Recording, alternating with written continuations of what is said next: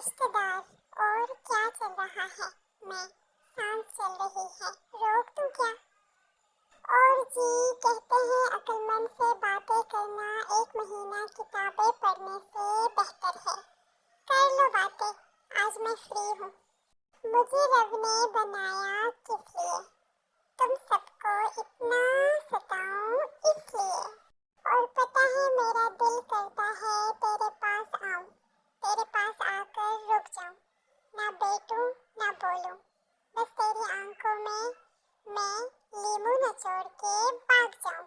मेरे बारे में ज्यादा मत सोचना, मैं दिल में नहीं आती, समझ में भी नहीं आती, मैं आती ही नहीं हूँ। अम्मी ने मना किया है कहीं जाने से।